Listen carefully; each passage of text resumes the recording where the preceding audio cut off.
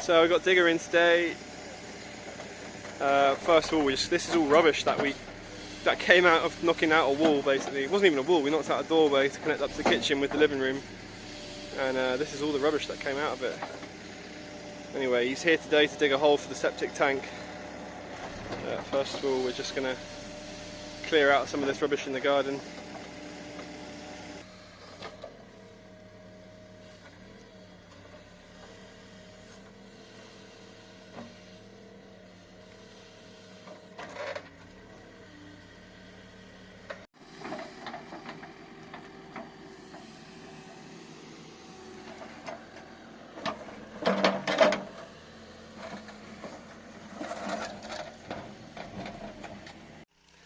This is all the mess that we've taken out. It's one hole. It's quite unbelievable really when you think about the sort of size hole we're digging and the amount of waste that comes out of it. But it's a deep hole. We've sunk them really deep, which I'm really happy about. You can see probably right down there. It's actually really soft, this stuff. It looks like rock. It's kind of clay sand. Anyway, we're going to move most of this out to the edge of the village right now, and then yeah, we're going to put a lot of gravel around it, and yeah, fill the back end with top. And actually I should still be able to grow vegetables over this section, which is, you know, this is a vegetable garden. I stuck it right at this corner because I didn't want to lose too much space, but I'm going to be able to grow stuff on here, no problem. So got those guys moving everything with the tractor. Then we're going to dig a big canal from here round the almond tree and over here to the back of the house where that pipe's coming out. So this is the latest on the septic tank. I think my video yesterday cut out. I was out of space on my phone and was so busy I just stopped filming with the diggers, but it was pretty much the same. It was just digging a hole, huge big hole, and then this massive canal all the way out to those gates. Yeah, it's just me and Mitko here today. We've been trying to get this pipe in place, connect it all up, and just make sure that it's all, I'm going to say level. Level's not the right word. Not level. That it's all flowing at the correct angles. Yeah, got a nice drop on it, so that should all be fine. Connecting up these ventilation pipes here, and also so the tanks can be pumped out. I thought these were actually 1 ton tanks. They're actually 1.5 tons, so it's a 3-ton system in total, which is actually fine. We were gonna have another hole further on with a gravel pit for like an overflow, but actually we're not going to bother. We don't really need it. This is huge, and there's not going to be any chemicals used. It's only going to be vinegar and soda, so it should all break down fairly well. It's a lot of work for some shit really, but it's a lot of work, more than I thought it was going to be. But you can see the tanks are in place, they're all level, they're all connected up now. Pipe comes in there. You've got this one here which is just going to have a cap on the top, and that can be pumped. This one here has got a vent on the top so that it can vent if it needs to. We're going to fill the sides with gravel, and then we're going to put big concrete and metal pillars on top of the wire cages to act as a strength and support. That should hold it fine, and then we're going to fill it in with soil on top of that, and we might even put some more concrete pillars about 50 centimetres under the ground, just to give it a bit more strength in case it ever did, you know, in case anything ever went wrong with it. Basically this gives it some more strength. But that's the system, which literally is connected up to the toilet. I've siliconed all the joints, and I'm about to mix up a load of tile adhesive. I'm going to do that around the joints as well. Kaži zdravé, Mitko. Zdravé. And then actually put a service hatch, I guess this is what you might call it, I don't know. This is going to be cemented in here as well. I'm just going to use tile adhesive because I've got loads left over. That's basically going to go there and stick out above the ground, meaning that you can reach in and unscrew that if you ever need to. Put a pressure washer down there or something, I don't know. The reason that we haven't got the tanks where I originally said they were going to be is because there wasn't enough room. I was going to have it here, there wasn't enough room to put them and the digger to turn around and then get all the waste out of here. It was an enormous digger. I was expecting a mini digger, so we had to do it further down the garden. but we've done it so deep that, you know, I'm not actually really losing any vegetable growing space, and because it's a sealed system, you know, I'm more than happy to. The vegetable garden's going to come right up to here. We're not losing any space really, so I'm happy with it. So we have finished. We now have a working toilet in the house. It's been a lot of work, it's taken quite a lot of time, but it's working, and it's, yeah, we've built an off-grid septic tank system for a fraction of the price of what it might normally cost you to do something like this. It's been pretty backbreaking. I'd say, you know, maybe excluding the digger, it's taken two of us about 3 days with laying the pipe, backfilling the holes, prepping, getting everything ready, going to the shops, you know, just everything. Probably taken about 3 days. It's been broken up a little bit, and yeah, 2 very sore backs, but it's working. So yeah, it's good. I soaked the ground here yesterday just so I could sort of get the earth to sink down a little bit, and you can see over here, you know, where we had all this kind of sandstone and stuff coming out. I mean, this is what it looked like, this kind of sand. We've scraped it all back, and, you know, made sure that this was what we put back in the hole first, and then it was just a very thin layer, like as you can see here, that was left on top. And I soaked it all yesterday with a sprinkler. You see I've still got the sprinkler going over here. We're in the end of October now. It's what are we on, the 23rd or 24th of October, something like that, and it's still 25 degrees. I'm in a t-shirt, it's boiling, so I need to soak the rest of this veg garden before I can rotivate it. But I did that yesterday over here.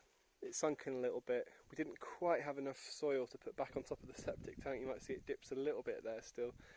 That's because we had to take a lot of it out to the end of the village, and we obviously guessed just wrong, but it's fine. I've got enough here that I can just shovel it in and level it out as it does sink down and compact down below a little bit, as it's going to over here. But yeah, really happy with it. I thought I'd just talk through a few things that are worth thinking about if anybody else is considering building a system like this. I mean, when I first started, I kind of think, okay, it was just 2 tanks and a tank in the ground and a pipe going to it. It's as simple as that. There's actually a surprisingly large amount of, there's a lot of details that need to be considered really when doing something like this.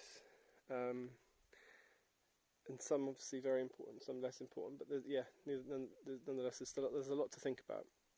Obviously I was going to put it here originally. The size of the digger could barely fit through our double gates at the end here, and having room to dig a hole and, you know, to excavate the hole and then take away the waste, which just wasn't possible, so we've ended up sticking it over here, as I said. So positioning is a good thing. With that comes the fact that you need to think about, you know, what it's going to be close to, what it's affecting structurally. Unfortunately, we've had to really dig up a lot of the roots from this almond tree, like the trench for the pipe goes right past it. I'm really hoping that this is going to be okay. I think it will be. But, you know, depending on the type of tank, you want to think about the position where it's going to go. And another important thing that comes with that is having enough slope on your pipe. So obviously the further away it goes, the deeper you have to get down to make sure you've got enough angle for the flow. People advised me that 1 centimetre per metre was enough. It doesn't feel right to me. I'd rather have it vertically going straight down into a tank, and there's nothing that can, you know, I don't know. To me that just seemed like it wasn't enough, so we've got a little bit more than that. I've got the tanks, the hole was just over 2 metres deep, and I wouldn't, you know, ideally I didn't want it to be quite that deep. And this is another thing you have to think about, is that you've got a lot of weight on top of that now. You know, you've got pretty much you've got quite a few tons of soil on top of these tanks. So again, if you're buying a proper septic tank, it's not a problem, they're built for this, but I'm using IBC containers. They're not made to have all this kind of weight on top of them. That metal frame is really, really strong around them. So what we ended up doing was laying a load of metal bars across the top. I went to the scrapyard and brought some angle iron, really, really tough steel, and I've laid that all across the top, and then we've put more slats going the other way, and basically, and then we've put marine ply on top of that, and other bits of scraps that we could find lying around, so that basically there's no soil putting pressure on the plastic, and all the weight's being taken by the metal frame. You want to think about what's underneath. We've put a load of sand down underneath them so that this doesn't pierce. We've put gravel all around the sides of the tanks, and you've got to think about them floating. If you don't have them sunk deep in the ground, you don't want to have a problem where, for instance, it rains lots, your hole fills up with water, and you've got these two huge big plastic tanks that want to float up to the top like a boat, and that can cause a problem. So you've got to get, there's a lot of things like that to think about, the balance between how far to sink them and how far not to. Obviously you need to have them in a position where they can be serviceable if you're going to have to get them pumped one day, which I'm sure we probably will. You know, luckily we can get a truck, probably get the truck down here if we need to, but again, it's close enough for the truck to park on the road, put a hose down, and we can pump it. Both of these tanks need to be pumped, so I'm actually waiting, just need to go and buy another adapter for some reason. I thought that would just fit straight into there, but it doesn't. I need an adapter, and that could fit onto there. And then it needs to be able to vent as well, and this is something that people don't probably think about, is that you can't have a massive build-up of gas. It has to be able to vent. So, and also you don't want to have it too close to the house where it's going to be a problem with that. I've put a, what's the English word, a vent, I guess, here. Sits flat, but when pressure builds up, that can open up. I can't do it. That can open up here and release any pressure inside. I'm probably going to cut these down. I'm not sure, can't decide yet. I don't want them to look too obvious, but I also don't want them to be so low that people kick them or, you know, trip over them or something. So I don't know. Maybe we'll just paint them and make a bit of a feature of it or something. I don't know. I'm sure there were lots of other things that I had to think about and that I had ideas in my head when I was thinking about making the conclusion to this video. Nothing else is coming to me right now. But yeah, if you've got any advice or any tips for the next time I do it, I mean, I'm definitely, this isn't going to be the last house to renovate. I'm definitely going to be doing something similar to this again. Yeah, let me know any tips or advice. I know it's not up to maybe some of the other European standards, but for Bulgaria this is way above. Mikko, builder who's been helping me with this, he calls it the golden toilet. He thinks it's hilarious that I'm spending so much time and money on a system like this. and the digger guy did too. He just thought it was hilarious. Why he said you've dug a 6-ton hole and you've ended up putting a 3-ton container in it. He said you just put a concrete slab on top of it and that's as good as it needs to be. And I mean, maybe he's got a point. I talked about contamination with the vegetable garden and stuff, but to be honest, it's so low down, we're not using any chemicals. Maybe he's right. Maybe it would have been a lot easier and quicker just to dig a big hole and run a pipe into it and put a lid on it. I don't know. But yeah, they think it's quite funny. But yeah, I mean, I since, I don't know where I got the idea. I think it was, I mean, I remember just going to the shop to buy a septic tank, and for a 2-ton septic tank it was going to be about 2,000 lev, and both these IBC containers delivered were about 300 lev. So I just thought, yeah, let's have a go. I've actually just had a look on YouTube and there's a few other videos of people doing similar things and some good ideas. Some things I wish I'd done, some things I'm glad I didn't do that other people are doing. But yeah, I'm pretty happy with it. We'll see how it lasts. But yeah, any questions, leave them in the comments. Get in touch via Facebook, follow us on there, Instagram, all of that stuff. And yeah, thanks again for watching, and definitely see you in the next one.